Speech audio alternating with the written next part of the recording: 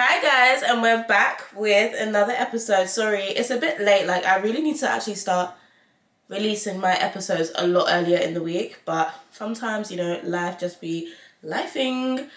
But we're back, and you already know what the tea of the week is. Listen, last week I brought a buzzball for Liverpool fans because I felt like they needed something stronger. Because, because last week it was only 3 consecutive defeats in the league for Liverpool. And then this week, they done made it 4 consecutive defeats in the league. And I'm just like, okay, let's give you guys another buzzball round, right? So I've got you guys something to drink. I know buzzball in the wine glass is a little crazy. But I just thought, you know what?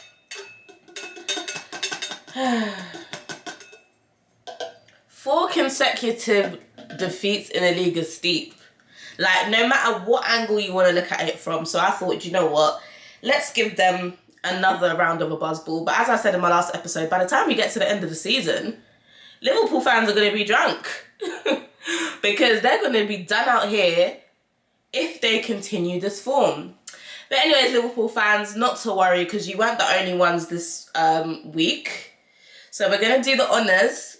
So Liverpool fans, Chelsea fans, and of course City fans. But don't nobody know where you lot are in the world. But anyways, let's take a sip. So as I mentioned, just literally 2 minutes ago, Liverpool have actually faced their 4th consecutive defeat in the Premier League. And boy, what do we have here? We got a little situation on our hands because Liverpool fans, how are you actually feeling? Because with all that you lot done in the summer transfer window, I just feel like you lot should be in a real comfy position right now, but you're not. You're not, are ya? And so, oh, excuse the coughing, by the way. I've been ill this week. But yeah, Liverpool fans are not, well, Liverpool in general, are just not comfy at all. And it's actually looking real scary under the lights for you lot. I'm not even going to lie. I mean, what do you actually say when you've gotten to your 4th consecutive defeat after making Isak the most expensive British player in Premier League history during the summer window?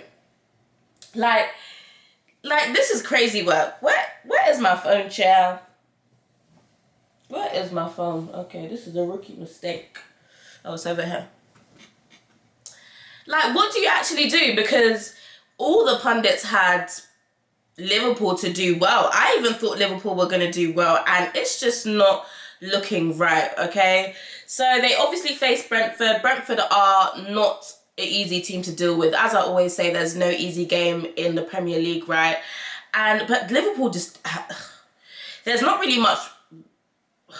much else to say, like, in terms of what I said last week. They just don't seem to really have kicked off. It just doesn't seem to be working. They look like such a much bigger threat last season than they do this season. And yeah, this is going to be a real challenge for Slot to see what he can do with this team. Because yes, as I said last week, he did win the league with Klopp's team, and now his team is at the forefront. So let's actually see what he could actually do with it. But I actually want to give an interesting stat, since all the pundits love off stats now when it comes to Arsenal and set pieces and expected goals from set pieces and stats from open play. But I just want to say, Liverpool went from 5 points clear to 7 points back in just 4 games. And that's with having Salah, Isak, Ekitike. Like, come on, a discussion actually needs to be had. But anyways, yeah, it's actually looking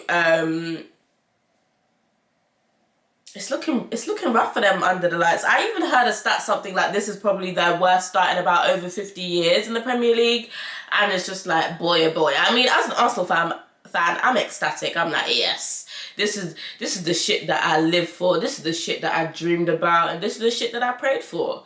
Do you know what I mean? It is nice to see their downfall, I'm not gonna lie, especially as I thought, do you know what, I thought Arsenal would win the league. Prior to them buying Isak, I thought, nah, the league's Arsenal, right? The league's Arsenal's, right? But then when they bought Isak, I can't lie, my opinion changed. I said, yeah, I'm not gonna lie. With Isak, and then obviously they wanted Gahey at the time, and I was like, yeah, with Isak plus Gahey, done. But it's so funny to see how, you know, you could think that you can build a whole squad, but it's just so much deeper than that. But anyways, as I said before, I'm not even complaining. And, you know, let's see if Liverpool can actually pick up their form. Listen, the league don't stop. You would have thought they actually picked up their form, and then you watch them in the Carabao Cup, and then you see them lose 3-0 to Crystal Palace, and then you're just like, in fact, take another sip for that, because how you face a loss in the Premier League, you go to the Carabao Cup, you back your ops Crystal Palace, who you've, you know, it's been a bit of a sticky one between you and Palace for a minute, and then you collect an L again in the Carabao Cup, and yeah. And it just doesn't get easier for them, because Liverpool actually now have Aston Villa, right? And Aston Villa, I mean, after a horrific start that Aston Villa had to the start of the Premier League season, they've actually been picking up form, and they've actually won their last 4 games, and before that they drew their game against Sunderland. And so, woo, Liverpool, I'll be real, you're in a sticky situation, because once Rodgers and Watkins activate their senses and download sense, because I don't know, the beginning of the season they didn't have too much sense, but once they activate that sense, and it seems as though Aston Villa are starting to, you know, capitalize off their form and their run of games, I'm not gonna lie, where are they gonna land with this in terms of what time's their game? Ooh, Saturday 8 o'clock. Ooh, yeah, take a sip in advance, Liverpool fans, because it's actually looking sticky for you. But yeah, other than that, so Chelsea, yeah, Chelsea. It's always nice seeing Chelsea lose, I'm not gonna lie, like, especially because Chelsea were facing Sunderland, and ordinarily that is a game that you would expect Chelsea to win, right? I mean, don't get me wrong, I already knew it was going to be a difficult game. I didn't think it was going to be a walk in the park, just because of how brilliant Sunderland have actually been defensively. As I mentioned, I don't know if it was my FPL segment or my actual show segment, but I actually went through Sunderland's, okay, it's not coming up right now, but let's see. I actually went through Sunderland's run of games. And as I said, like, they've actually not been losing. Like, drew against Aston Villa, beat Nottingham Forest. The only loss recently was against Man United. And shout out to Man United, because they're, you know, they're doing great. They're on form right now. Beat Wolves, and they beat Chelsea. And so, yeah, it wasn't going to be a walk in the park, but it's still a game that a team like Chelsea is expected to win, right? And, you know, obviously Chelsea score first. You think they're going to do, you know, the deed and get it out the way and pick up 3 points. But no. What do you call it? Sunderland equalised. And then you think, okay, cool. But Chelsea just didn't look good throughout the game. Defensively, they just didn't look all the way there. And then slowly, as it was starting to approach injury time, you're thinking, I think Sunderland can nick the win here. And nicked the win they did, because it got to like the 93rd minute, and wow, what were Chelsea's defense doing? I mean, Chalobah, the guy next to him, it was given circus. Like, the time that the Sunderland player, I can't remember his name, sorry, had on the ball was just way too much time that a top Premier League side should be given. In in those specific minutes, like at such a crucial part, like crucial moment of the game, it was just, well, to be fair, I wouldn't say shocking because, you know, Chelsea are very, very much capable of that. But it was just like, whoa, chair. And Yao Pedro, can we actually talk about it? Because Yao Pedro actually hasn't really done much in the last couple of games. He's having a really bad form. Shout out Garnacho though. I did say I do feel like that was a really, really good signing for Chelsea. So it was good to see him get his goal. And yeah, that was nice to see. But yeah, I think the inevitable happened where, you know, Sunderland nicked the win. And it was actually crazy because obviously Chelsea had way, way, way more possession than Sunderland throughout that game. But you just kind of had a sense that, you know, Chelsea weren't fully in control, even though it looked like they were at some certain points. But yeah. Yeah, Chelsea L. I can't lie, Chelsea. Raise a glass and take a sip. Who have you lot got this week? So for match week 10, Chelsea actually have Spurs. And I'm not going to lie, Spurs have actually been doing good so far in the Premier League, right? But they've actually just lost to Newcastle in the Carabao Cup. And so it is a sticky one. I do see goals galore, you know. I'm not gonna lie, because obviously I was thinking about, in terms of FPL, transferring Kudus, right, out. But it's like, at the same time, I'm like, should I? Because I just can't help but picture there being a lot of goals for that game. But I'm really, really going to be tuned into that game. So let's see how Chelsea do. And then, of course, City L.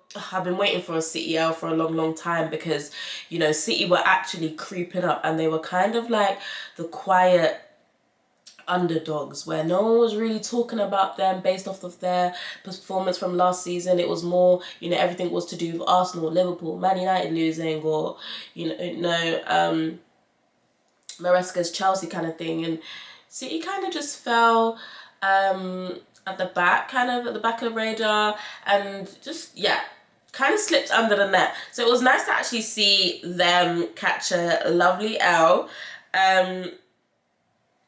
What do you call it? They actually do have a difficult game, I can't lie. They've got Bournemouth, which is, I mean, everybody knows when you face Bournemouth, it's literally, can you manage it and can you nick the win? Because obviously Bournemouth are a very, very, very well-drilled team. Shout out to what their manager has done over the course of the past 2 or 3 seasons or so, I would say. And so, yeah, that was nice to see City L. But definitely, I do think they will bounce back. Whether they'll bounce back against Bournemouth, I don't know. That's just because of how good Bournemouth is. But any other side, maybe it will be, you know, one for consideration. But yeah, anyways, Man United actually beat Brighton. And I really, really think that that is such a good result for them. Because obviously, you know, with, I would say, you know, them beating Liverpool, they were not the favourites to going into that match. A lot of people thought, you know, Liverpool will bounce back and get the win over Man United. But once Man United actually beat Liverpool, it was a case of, okay, well, you've got Brighton the week after.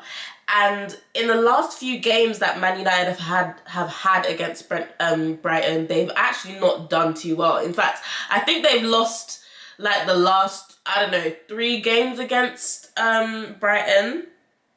And so it was like, okay, you don't want to go through that whole roller coaster that you had with Liverpool, get the win, build momentum, and then get to Brighton and then undo all of that hard work that you've done. So all eyes were on Man United and whether they could actually get the win against Brighton. And they actually did it. And it was a really, really good performance. I'm not going to lie. Again, you know me already. I always shout out Mbeumo. Love Mbeumo. And I'm so, so happy that he got 2 goals. Mad at myself for not transferring him in FPL. But we will come to that later. And so, yeah, Man United have Nottingham Forest next. And it will be nice to see if they can go on a run of games and actually just let Amarim, or whatever his name is, rest for a little bit. So anyways, no sips for United fans. But if you do want to take a sip, it's in celebratory. Because, yeah, you should be proud of your team's form at the moment, no doubt. But yeah, anyways, moving on to Arsenal, of course, my beloved team. Arsenal obviously had Crystal Palace. A very, very difficult game for Arsenal. Crystal Palace, very similar to Bournemouth in the sense that they are a very well-drilled side. They don't concede much. They know how to capitalise and, you know, utilise their attack. So, as I was just mentioning, listen, Crystal Palace are not an easy team. They always put the paws on Liverpool. And they did it again just yesterday in the Carabao Cup. And so, yeah. And Crystal Palace is one of them janky teams where Arsenal, it could be 50-50. Like, they struggle to always capitalise and pick up all 3 points in that sense. So it was a difficult game. It was one of them games. It was similar to like Newcastle, Fulham, West Ham. It was like, can we actually pick up those 3 points and capitalise? And of course, Arsenal in true fashion, they did. I predicted Arsenal to beat Crystal Palace and they didn't let me down. It was a professional performance, in my opinion. I mean, you know, the pundits right now and the talk of the town right now is, you know, that Arsenal aren't playing glamorous football and it's boring. It's not really that classy football that we're used to watching when it comes to Arsenal, that, you know, Arsene Wenger-esque type of play. And yeah, you know, the first half was definitely boring. But tactically, Arsenal did exactly what they needed to do. And for me, I don't feel like Arsenal need to have entertaining games. I remember like a couple seasons ago when I used to watch Arsenal and it was like we would win at the last minute, or it would be like an entertaining game and it would be like, I can't breathe kind of thing. And it was like, I don't want to be entertained. I just want a normal, chilled game of football. And I can't lie, that's actually what you need. Like, when City won the Premier League, or when they were consistently winning leagues and trophies, I remember not really tuning into City games like that unless it was a hate watch where it was a thing where they were playing a very difficult team and there was a good chance of them losing. But ordinarily and on the face of it, I actually wouldn't tune into City games because I would find it boring, because I know that it will be like a possession-based type of game. It will be very strategic, weird, and then City will, I don't know, maybe nick a 1-0 lead in the 70th minute and it will be like, that was kind of boring to watch kind of thing. But you expected that because you expected City to be champions, and that's the type of performance that you would expect of champions. You wouldn't really see games where it's like, oh my god, up and down all the time, because that's just not what professionalism is in terms of league leaders or in terms of teams that actually want to go on and win titles, if you know what I mean. Like, it'll be a very chilled game, quite boring, just not something that you'd want to tune into. And I'm very, very much happy for Arsenal to mirror that. If that means that Arsenal get the league, then so be it. Like, I'm genuinely not mad at that. So, I mean, all the ops can tune in and say it wasn't entertaining, but listen, I don't want you to be entertained. It's my club, not yours. So...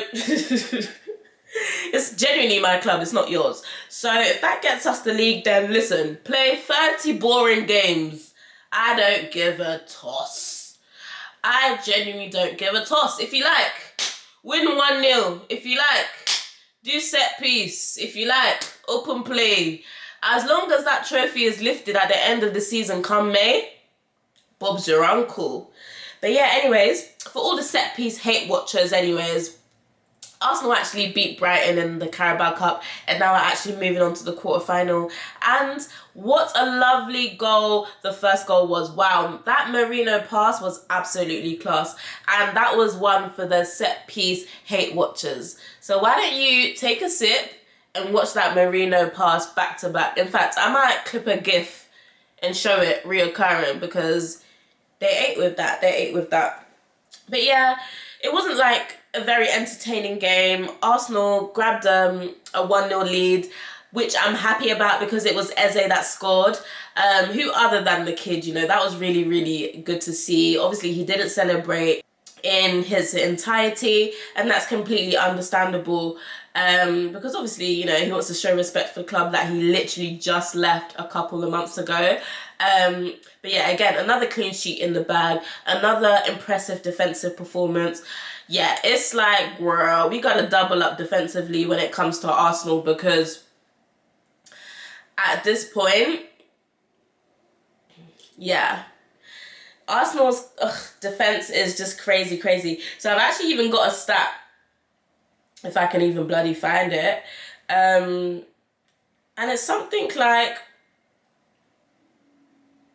yes, so Arsenal actually faced 0 shots on target in the Premier League in October. Like, that is not normal, people. Listen, Arsenal fans, not take a shit. Oh, not take a shit. Arsenal fans, you don't have to take a sip, but you can take a shot to that, because that is not normal. Like, that is real grind mode. It's really nice to see everything coming together, the defense, the midfield, the attack. And yeah, looking forward to Arsenal's game against Burnley. Again, that is something that I'm expecting Arsenal to win, and I'm expecting them to continue their form and to maintain their position on at the top of the league. So yeah, also a good win in the Carabao Cup, if I've not mentioned already. And yeah, we will look forward to game week. Is it 11 or 10? I can't really remember. But anyways, I'm just going to do a quick segment on FPL and players to watch really, and who to transfer in. Obviously, last week wasn't the greatest week in terms of FPL. I think I performed below average, but it was just a really bad week. And it's a bad week when Haaland doesn't score. Pretty much. I mean, if Haaland doesn't score, then you already know that, it's a bit of a sticky one. Not even only Haaland, but then on top, Semenyo didn't do anything either. Then you're like, okay, whoa. It's looking like a really sticky week. But anyways, let's get into some FPL. So strikers that, you might want to be transferring in. Last week I already told you about Welbeck. He got the goal. If you listened to me, you would have been eaten. But yeah, Welbeck, again, if you want to transfer him in. Voltemada, he scored in the Carabao Cup just the other day against Spurs. Not the other day, yesterday against Spurs. So, he's looking good. Mateta also looking good. Thiago, Isidore, these are the people that you definitely want to bring in. In terms of midfield, of course, no other than Mbeumo. I think Cunha might be a cheaper alternative. Could also get Fernandes if you want. Man United are looking good, and they have Nottingham Forest coming up. And, Nottingham Forest just don't look great, but Man United have been looking good. And so you would expect, one of the midfielders to, contribute to an attacking goal, for instance. You could also look at Rodgers. I know that they do have City, but, Aston Villa are in good form. And, Rodgers can do a little 1-2-1-2. Again, you could be looking at Sarr. I don't know if he's a midfielder or a striker. I think he's a midfielder, though, from the top of my head. So Bruno G from Newcastle, Xhaka, and of course, Arsenal boys like Saka, Rice, etc., etc. And then defenders, you could look at Fabian Schär from Newcastle, Burn from Newcastle, Maguire, Man United, and Dalot. They've been actually doing really well defensively, which I'm also happy for Maguire about. And then, of course, it goes without saying, you got to have the Arsenal boys up in your team. And, to be fair, I'm annoyed that I've been late to the party, in the sense where I have had one defender, one midfielder, and one striker, i.e. Gyökeres. And I've been holding on to Gyökeres for dear life. But realistically, for the past 3 game weeks or so, it should have been a double up in Arsenal's defence. So I should have had Gabriel and Timber from way back. I don't know what the hell has been stopping me in that sense, but I might make that change this week. But then it's like, will Gyökeres finally score against Burnley? I don't know. But anyways, Gyökeres, we do want to see some more goals from you. Obviously, you had a fair share, but I know Arsenal fans definitely want to see a goal from Gyökeres. So hopefully, we will get that this game week, if I don't transfer him out. If I transfer Gyökeres out and he finally scores in like 4 games, I'm actually going to be so fucking fuming. But anyways, we're going to cross our fingers and wish us all luck into the new game week. And so yeah, hope everyone has a good FPL week and a good game week with their teams. Well, not if you're Liverpool anyways. I hope you guys continue to lose and you let Arsenal win the league. Pretty much. But yeah, cheers.